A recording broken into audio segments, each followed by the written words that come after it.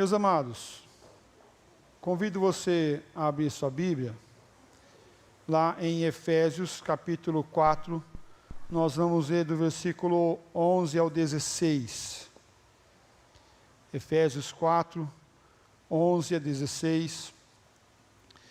E diz assim a palavra do Senhor nosso Deus, vamos ler todos juntos?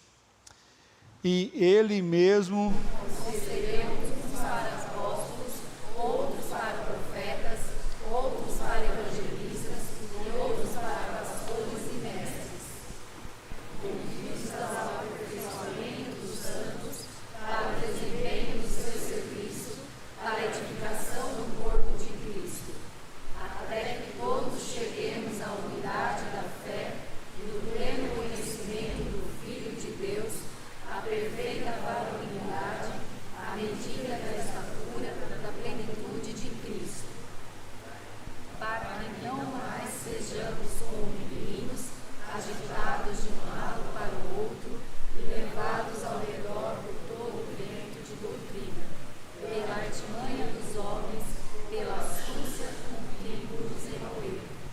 Mas, seguindo a verdade em amor, cresçamos em tudo naquele que é a cabeça, Cristo, de quem todo o corpo bem ajustado e consolidado pelo auxílio de toda a junta, segundo a justa cooperação de cada parte, efetuando o próprio aumento para a edificação de si mesmo em amor. Pai, que a Tua palavra foi lida, pedimos que o Senhor esteja falando aos nossos corações conforme o Teu desejo, conforme a Tua palavra. Tem misericórdia de nós, em nome do Senhor Jesus nós oramos e agradecemos. Amém, Pai. Meus amados, confesso que hoje eu tinha preparado uma mensagem mais sobre a Páscoa, mas com todo o enredo, com todo o momento que a igreja está passando, sob indicações de oficiais, de presbítero, diácono, sobre também a funcionalidade da igreja, e também o encontro que tivemos ontem com o reverendo Roberto, lá no momento de líderes, veio a calhar também a necessidade de falarmos sobre servos que estão servindo ao Senhor, servos que servem ao Senhor Jesus Cristo, e eu vou dar o tema de unidos no trabalho. Unidos no trabalho. Deus chama os seus filhos para o exercício dos dons, dos talentos, das funcionalidades. E aqui ele cita alguns deles: apóstolos, profeta, evangelista, pastores e mestres. Os dons são concernentes ou vêm de Cristo para a sua igreja, vêm do Senhor para a sua igreja. E é interessante que ele tem um propósito e um objetivo desse vir do Senhor, e os seus objetivos não são obscuros, não são secundários, mas são claros e certeiros.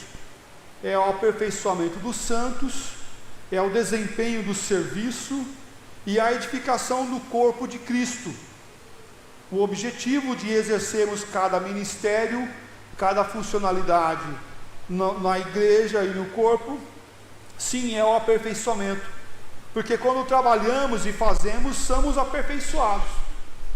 Não é raro o professor falar: eu fui muito abençoado ao preparar essa aula para dar para vocês, porque ao fazer, faz e aprende muito mais do que ensina. Sim, é verdade, aprende muito, até porque ele já fica pensando, o que eles vão perguntar, né? Eu já estou até preocupado, vou dar aula para os adolescentes semana que vem, e já estou até preocupado, o que eles vão perguntar sobre a segunda vinda de Cristo? Imagina, olha só que momento, né? Momento abençoador. Mas sim, é momento de aperfeiçoamento dos santos, é momento de desempenho do serviço e fazer cada dia melhor. Para quê? Para que a igreja seja edificada, para que a igreja seja construída e fortalecida como o corpo do Senhor Jesus Cristo.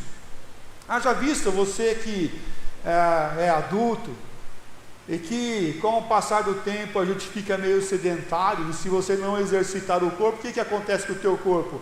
Ele adoece, e você entra em pecado, você engorda, você fica sem funcionalidade, perde funcionalidade. E não estou falando aqui que toda questão de obesidade é por esse problema, não, pelo contrário, tem algumas enfermidades que causam isso também. Mas é certo que nós devemos, como o corpo do Senhor Jesus Cristo, exercitar os dons e não correr do exercício dos dons. É muito triste quando nós vemos na eleição de presbítero, diácono ou sociedades internas, as pessoas falam: não, eu não, pelo contrário, vai o outro, vai aquela lá, vai aquela pessoa. Sempre foi o outro como presidente, sempre foi o outro como diácono, como presbítero. Eu não. Deus que me livre, algumas vezes até fala, né? Deus que me livre, imagina isso, Deus que me livre. Mas calma aí, não foi Deus que te chamou, não foi Deus que te colocou no corpo, não foi o Senhor que te colocou com funções dentro da igreja? E haja de passagem aqui, é bom ressaltar que dentro da igreja presbiteriana do Brasil, nós, homens, temos funções primárias e abençoadoras. Pastores, nós não temos pastoras. Por quê? Porque não é bíblico, porque não tem fundamento e base bíblica para ter pastoras. Pastor, mas olha só, mas hoje o mundo moderno está aí, vai então para o mundo moderno, é o mundo moderno lá fora. Aqui dentro não é mundo moderno, aqui é palavra moderna do Senhor nosso Deus, que não tem que ser atualizada coisa nenhuma, é a palavra do Senhor e ponto. Ela diz, e o que ela nos fala? Nos fala que é pastores, então vamos seguir como pastores. Os homens exercem também o seu ofício como presbíteros, como diáconos, como oficiais da igreja. Sim, mas é a base bíblica que nos diz: então a Bíblia ela é machista. Não, ela não é machista, pelo contrário, ela coloca o que Deus quer, e Deus quis assim, não por causa da cultura da época, mas Deus quis assim porque Ele quis assim. O Deus Pai exercendo. Tem papel para a mulher na igreja? Claro que tem. Muitas atividades essas mulheres exercem de forma maravilhosa, mas não é necessário colocar esse peso sobre elas, sobre vocês mulheres, porque cabe a quem? Cabe aos homens carregar o peso, cabe aos homens fazer o trabalho pesado. Sim, é esses que devem fazer. E muitas das vezes as grandes indagações sobre o exercício dos homens como oficiais não vêm das mulheres, vêm dos próprios homens que querem se ausentar, querem correr das suas responsabilidades, querem sair correndo como filhinhos mimados e não exercer a função de homem na sua casa e na igreja.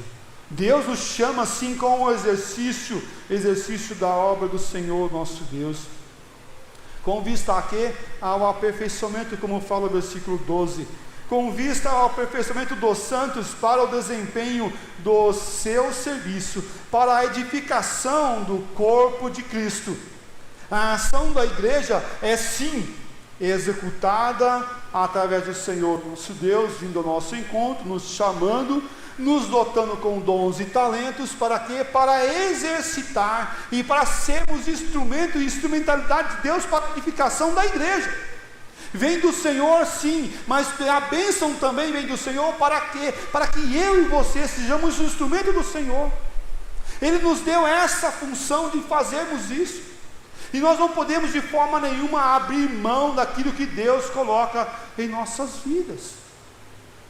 Nós não podemos ser covardes, não podemos ser pequenos, mas devemos crescer e nos desenvolver para não o meu crescimento, não o meu status, não as minhas funções, mas o que Deus nos dá como função, o que Deus nos coloca para executarmos.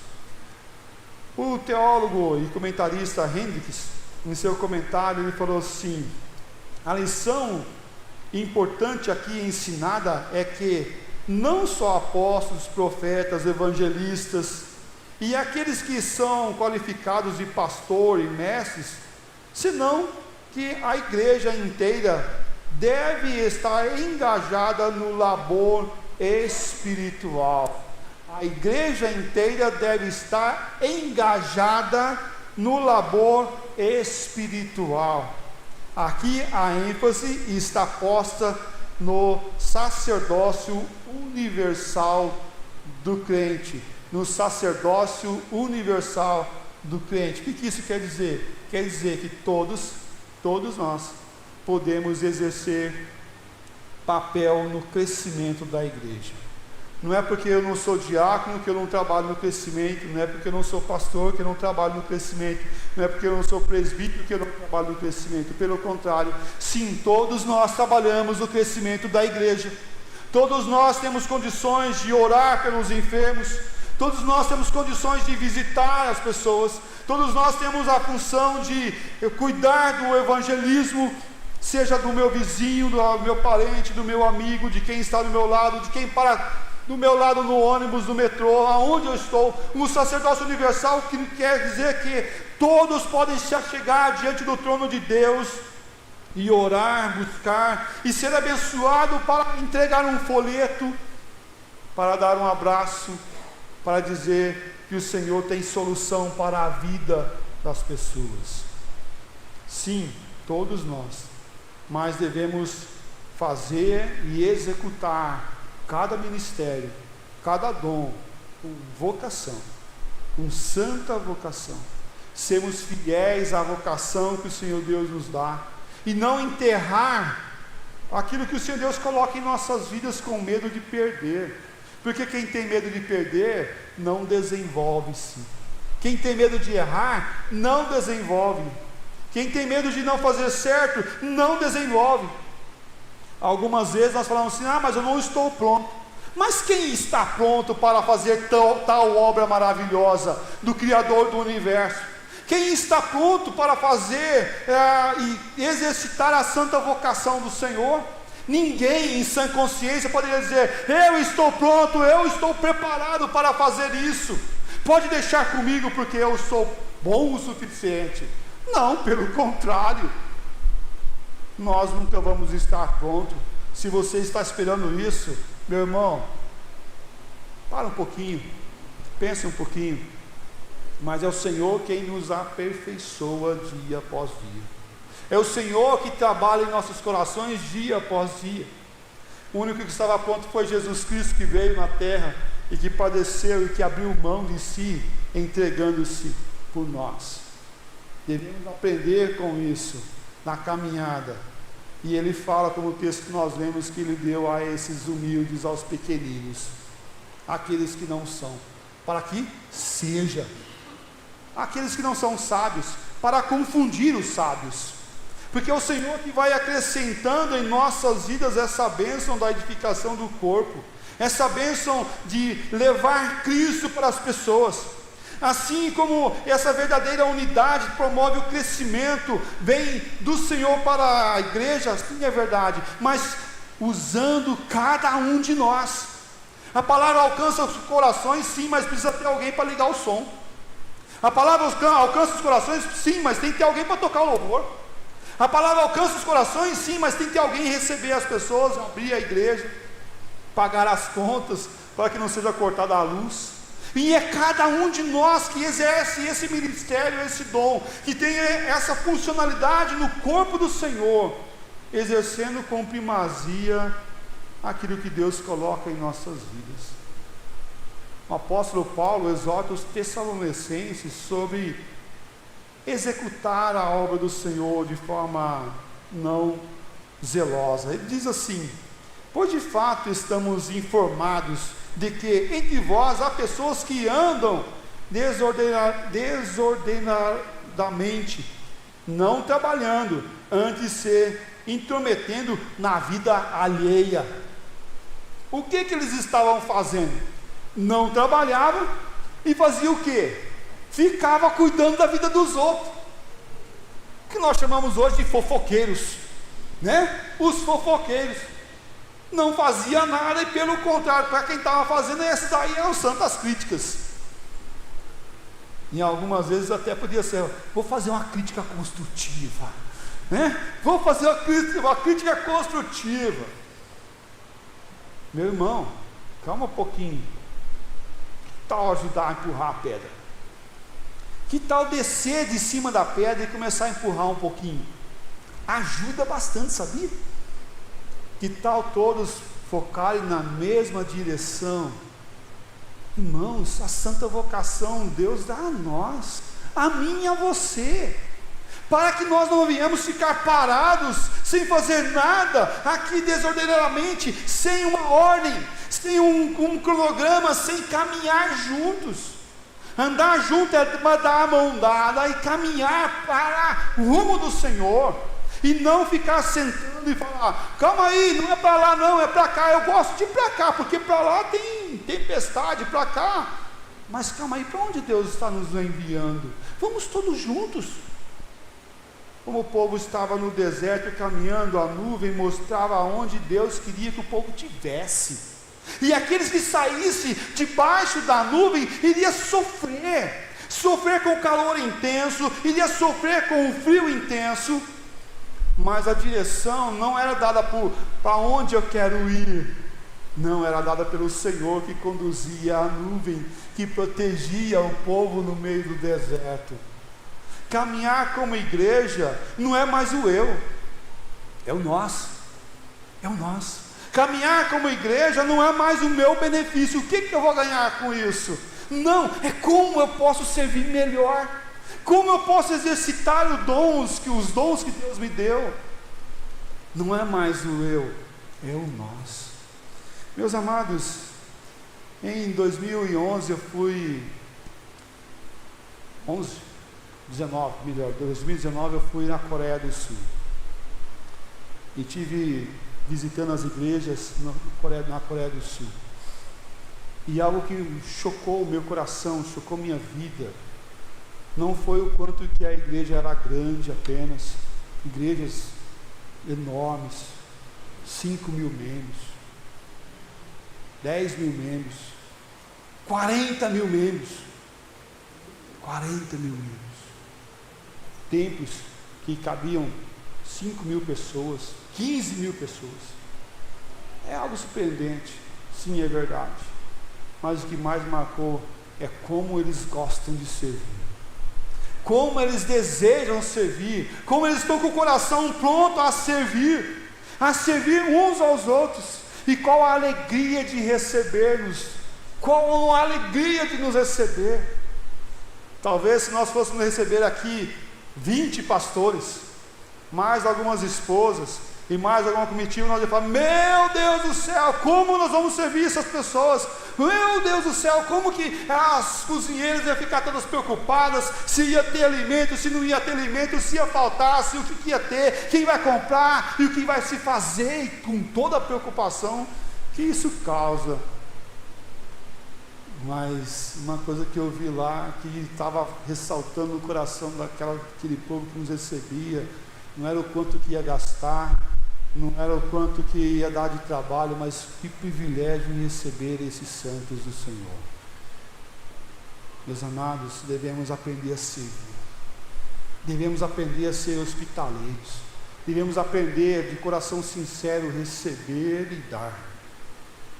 Unidos no trabalho, trabalha assim uma maturidade em nossas vidas e corações. Nós paramos de pensar no eu e começamos a pensar no conjunto, na igreja. Em versículo 14 ele fala assim: para que não mais sejamos como, o que ali? Meninos. Você que é pai, e principalmente de filho único, o que tem o filho único? Ele tem um senso de posse. É meu, é só meu, e é meu. E chega algum amiguinho para brincar na casa dele, e o que ele geralmente faz? Ele pega todos os brinquedos e fala assim: esse é meu, e toma um para você. E aquele menino fica até meio que assim, começa a brincar com aquela. Daqui a pouco ele fala: não, esse é meu também. Ele me dá de volta. Ele é meu. O meu é muito ressaltado. O meu é muito ressaltado como meninos. E justamente ele fala assim: não sejamos como meninos, agitados de um lado para o outro e levados ao redor por todo o vento de doutrina, pela artimanha dos homens, pela astúcia com que induzem ao erro. Não sejais como meninos, agitados, egoístas, querendo se dar bem, querendo o melhor para si mesmo. E aí ele começa a olhar as teologias que estão à volta. Qual é a melhor teologia para mim? Então eu vou para cá, eu vou para lá, eu vou para aquela outra igreja, eu vou para essa, porque essa tem uma melhor teologia da melhor prosperidade, a melhor caminhada, para mim, benefício próprio. Agitados, com astúcia, querendo o seu bem próprio. As crianças volúveis são comparadas a pequenos barcos em um oceano agitado, completamente sujeitas aos caprichos dos ventos e das ondas, que vai e que volta, e que não constrói, e que pelo contrário pode levar à ruína, à catástrofe. Paulo usa a palavra que sugere a fúria das águas, a agitação violenta que pode causar tortura à pessoa. Um cristão maduro não é lançado de um lugar para o outro, não é lançado para ventos e doutrinas que acabam consumindo o coração das pessoas. Mas eu devo buscar o quê? O crescimento e o aperfeiçoamento na obra do Senhor. Como eu posso servir melhor aqui? Como eu posso fazer melhor no lugar que eu estou? Tem santa doutrina? Tem palavra do Senhor? Deus tem. Então, como eu posso servir melhor nesse lugar?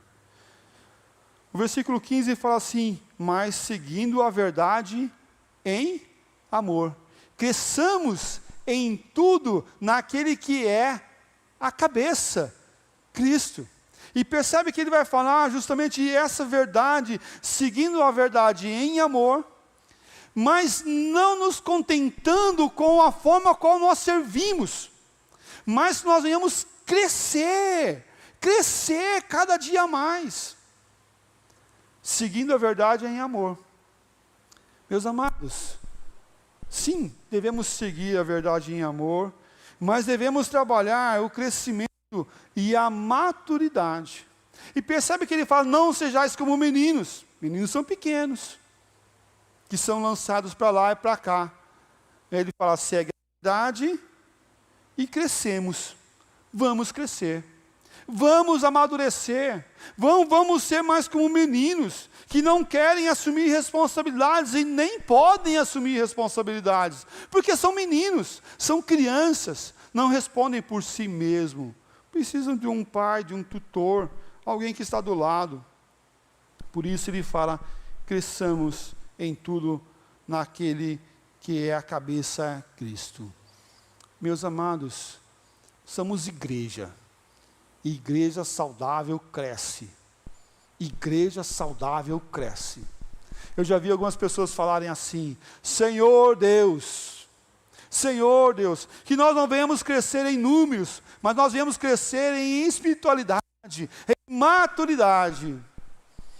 Crescer em espiritualidade e maturidade, verdade, bom, é muito bom.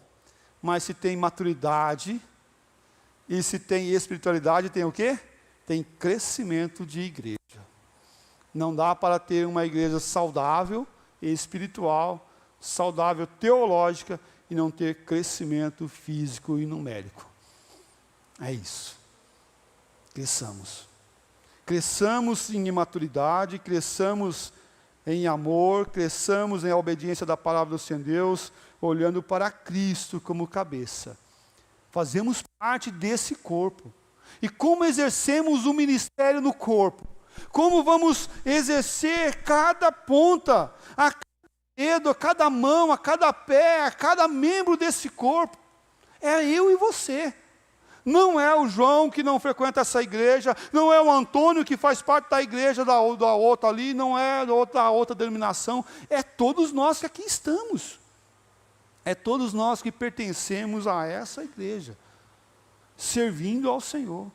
E como cabeça, Cristo Jesus, que nos ordena e nos dá o caminho para caminharmos. Seguir a verdade em amor. E a verdade sem amor é brutalidade, é ignorância, é agressão, não se torna relevante, mas amor sem verdade é hipocrisia. Devemos ter a verdade em amor. A verdade sem amor é violência, brutalidade, mas também amor sem verdade é hipocrisia. Nós não podemos ser assim, porque nós não somos meninos, porque não somos de duplas palavras. Não sei se você já ouviu falar assim, criança não mente. Não é verdade não, são pecadores, e quando querem dar um jeitinho para o seu bem, você que é pai, com certeza já pegou o teu filho mentindo algumas vezes, ou falando não a verdade completamente, de alguma forma exercitando uma certa forma de se beneficiar do que está à sua volta. Devemos crescer sim em verdade, devemos crescer sim em maturidade, mas em amor, unidos nesse trabalho. Unidos no trabalho também, quero abordar sobre o corpo cooperativo. Corpo cooperativo. E o versículo 16 fala assim, vamos ler todos? Diz assim a palavra do Senhor Deus, de quem Todo homem é ajustado, consolidado e auxílio de toda junta, segundo a justa cooperação de cada parte, efetua o seu próprio aumento para a edificação do Espírito em amor. Amém. Cristo é o cabeça do corpo. Sabemos disso de cor. Quem é o cabeça da igreja? É Cristo. Sabemos isso de cor, desde os pequeninos. Se você perguntar, é Cristo. Cristo é o cabeça do corpo. Mas nós esquecemos muitas vezes que nós somos os membros do corpo. E como membros do corpo temos funções. E é interessante, assim como nessa analogia do corpo, quando um órgão do teu corpo deixa de funcionar, um pé machucado, não está funcionando adequadamente, está com dor, está com esporão, por exemplo, como eu estava há tempo atrás, ou machucado o joelho como eu estou agora, você sobrecarrega a outra parte. Você sobrecarrega o outro joelho, o outro pé, e assim por diante. Mas causa sequelas no corpo. Causa sequelas no corpo. Você anda mancando, tentando aliviar o peso naquela perna, mas você vai fazer o quê? Você vai sobrecarregar a outra. Meus amados, quando você deixa de executar a tua função na igreja, você está sobrecarregando uma outra parte. Alguém vai ter que carregar o peso que você não está carregando. Alguém vai ter que fazer função dobrada. E a gente começa a observar na igreja que uma parte pequena da igreja trabalha mais do que uma parte que só está sentado no banco e só vem na igreja para sentar no banco e sair. Os consumistas de culto. Não é essa a função que Deus quer para nós. Pelo contrário, Deus te chamou para exercer um ministério na igreja onde você está. Um ministério na igreja onde Deus te colocou. Seja como presbítero, como diácono, como professor, seja como aquela pessoa que instrui, que ora, que visita. Mas, pastor, o que eu vou fazer da minha vida então? A igreja é viva, o corpo é vivo. E sim, nos dá o privilégio de servirmos como Ele nos dotou de dons e talentos. Qual é o teu talento? Qual é a que Deus colocou na sua vida. Então exerça com isso daí, porque Deus te fez assim, e assim você deve servir ao Senhor e à igreja do Senhor Jesus Cristo. Não dá para servir a Deus sem servir à igreja. Sim, devemos exercitar nossos dons e talentos na igreja, seja nas sociedades internas, como aqui na SAF, na UMP, na UPH que nós podemos ter, dos homens, na UCP, na UPA, em qualquer outro lugar. Meus amados irmãos, nós não podemos deixar de exercitar nossos dons e talentos no corpo de Cristo. Como corpo devemos e temos essa função. O apóstolo Paulo, quando ele escreve aos Colossenses, ele fala assim: e não retendo a cabeça, no qual todo o corpo, suprido e bem vinculado por suas juntas e ligamentos, cresce o crescimento que procede de Deus. E é interessante que ele fala que o corpo não é desajustado. O corpo não foi feito errado. O corpo não foi feito sem ligamentos. Não estou nem aí, no corpo não tem isso não. Sofreu, está doendo em mim. O outro sofreu, dói em mim. Por quê? Porque eu faço parte do corpo. Eu sinto a dor do outro. Para quê? Para que eu possa ajudar, para que não é que eu venha sofrer, mas ajudar para aquele alerta, porque algo está acontecendo com o corpo e está fazendo o corpo sofrer. Sim, é esse procedimento que desejamos para a igreja, para a nossa igreja, para a igreja presbiteriana Maranata, como um corpo que coopera um com o outro. Cristo tem essa autoridade sobre a igreja, e sobre a igreja presbiteriana Maranata, em nome do Senhor Jesus Cristo. Nós não vamos fazer funções erradas. As mulheres vão continuar sendo mulheres queridas, abençoadas, amorosas, exercitando o seu ministério, como Deus chamou elas para fazer. Os homens têm que assumir o seu posicionamento como homem, como servo, para exercer o ofício na igreja. Cristo colocou você. As Escrituras nos dão essa autoridade, como homens, como cabeça de cada lar, de cada casa, para andar junto, mas para liderar a sua casa em amor, em cuidado. Mas também Cristo nos colocou na igreja para servir como oficiais. Cada membro deve exercitar e deve realizar suas tarefas. Nós somos sustentados e mantidos no corpo. Para quê? Para cooperar, para trabalhar a unidade, para o compromisso que Ele nos dá com o corpo. O pé tem um compromisso com o deslocamento do corpo. A perna tem um compromisso com o deslocamento do corpo. A coluna tem um compromisso de manter o corpo ereto, firme, na posição. Cada parte tem a sua função no corpo. Em que parte você está nesse corpo? Qual a parte que você está? Você tem uma parte. Você tem uma função. Você está aqui para exercê-la. Faça isso em nome do Senhor Jesus Cristo. Abrir mão de si é necessário. Aprender a dar, aprender a doar-se, aprender a abrir mão de si, estar pronto para cooperar. Para cooperar.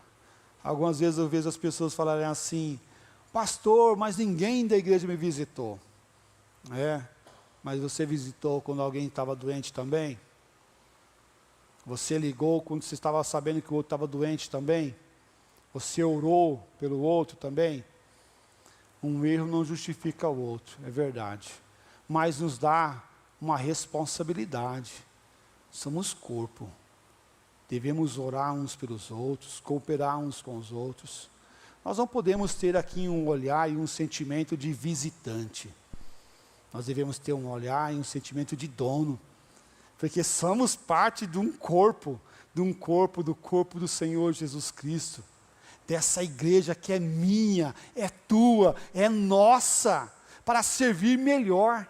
Não é porque eu não sou diácono que eu não vou pegar a planta aqui que está torta ou que caiu e não colocar no lugar. Não é porque eu não sou presbítero que eu não vou ajudar. Não é porque eu não sou o pastor que eu não vou cooperar. Não é porque eu não sou do departamento infantil que eu não vou ajudar.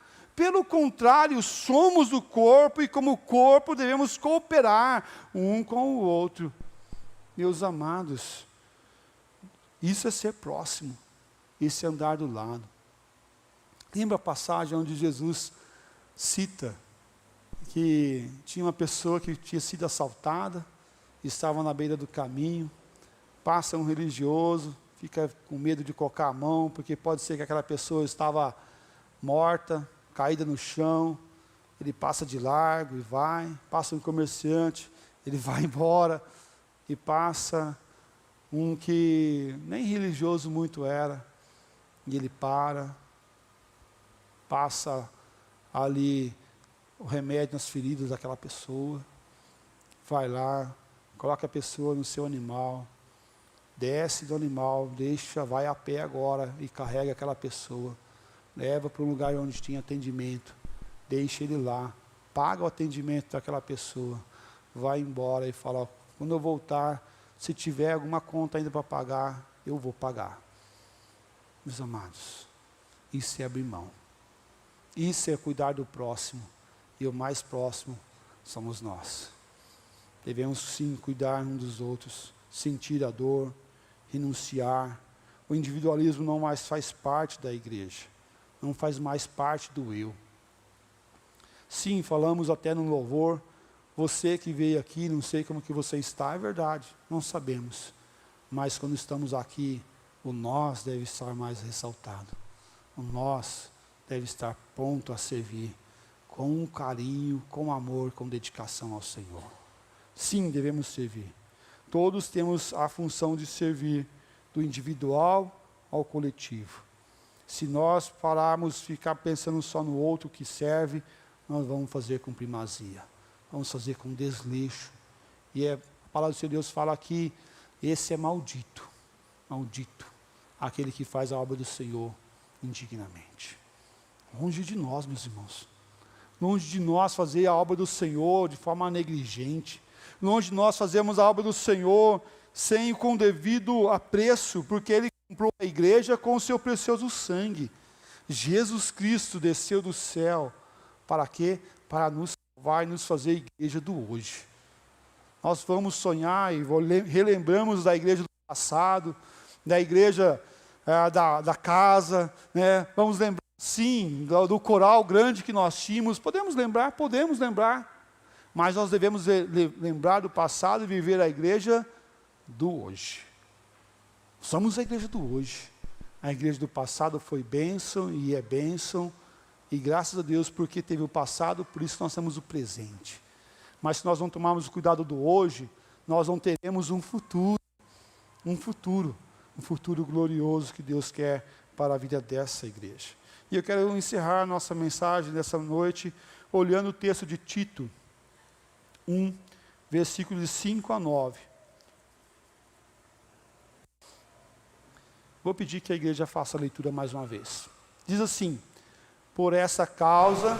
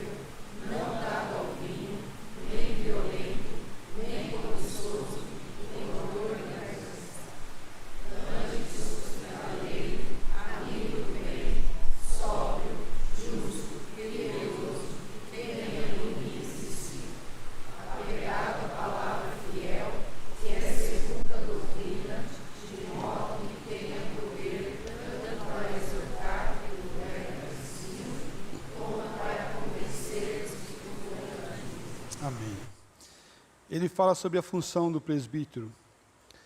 e é pertinente para nós, nesse momento onde nós estamos com indicação de presbíteros e diáconos.